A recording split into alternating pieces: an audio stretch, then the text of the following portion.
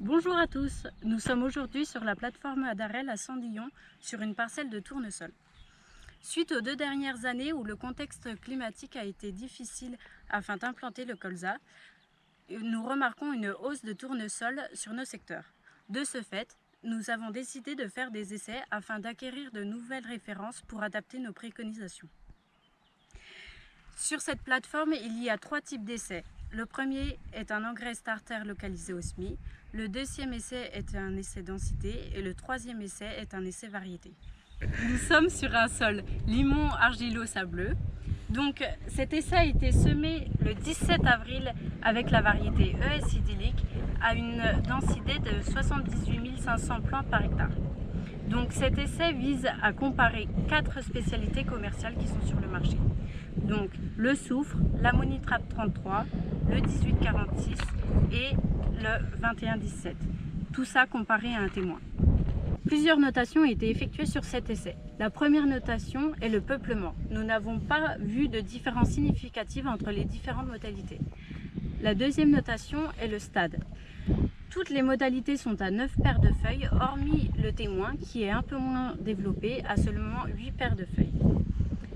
La troisième notation effectuée est la biomasse. Nous avons pesé la biomasse aérienne et la biomasse racinaire. La grande différence se trouve entre la modalité 1846 et le témoin. Il y a le double de biomasse aérienne et racinaire entre le 1846 et le témoin. Nous remarquons une différence aussi en termes de longueur de pivot.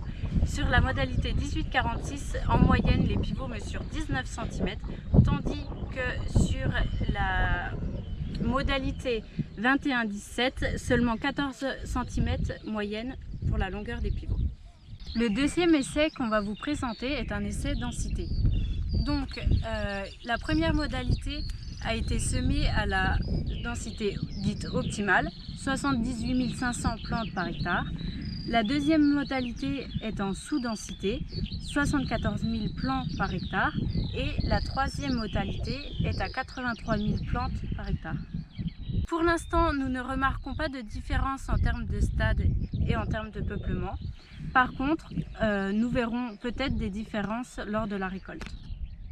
Nous sommes sur l'essai variété où 5 variétés sont testées.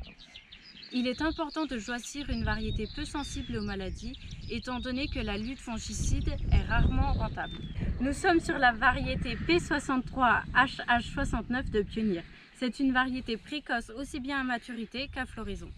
Elle est peu sensible aux 3 principales maladies du tournesol, le verticillium, le phomopsis et le sclérotinia sur capitule. Nous sommes sur la variété SI Vertuo de Syngenta inscrite en 2020. Elle est précoce à floraison et à maturité. Sa particularité, elle est très peu sensible au phomopsis et peu sensible au verticillium et au sclérotinia sur capitule. Nous sommes sur la variété Siolisto de Syngenta. C'est une variété mi-précoce, donc la plus tardive de l'essai. Elle est très peu sensible au phomopsis, peu sensible au verticillium et au sclérotinia sur capitule. Nous sommes sur la variété Siarco de Syngenta inscrite en 2017. Elle est précoce à floraison et à maturité. Elle est peu sensible au phomopsis, très peu sensible au verticillium et peu sensible au sclérotinia sur capitule. Nous sommes sur la variété ES idyllique inscrite en 2015 de Euralis Semences. C'est la référence de notre essai. Elle est précoce à floraison et à maturité. En ce qui concerne les maladies, elle est peu sensible au verticillium, au phomopsis et au sclérotinia sur capitule. La présentation des essais est terminée. Maintenant, la prochaine notation effectuée sera la récolte. Ce sera le plus déterminant pour voir si nous remarquons des différences entre les variétés, entre les engrais starter ou entre les densités de semis. Il y a un deuxième essai à Chuel également, donc variété, composé de 8 variétés différentes afin d'étudier la faisabilité des variétés les plus tardives afin de gagner en productivité.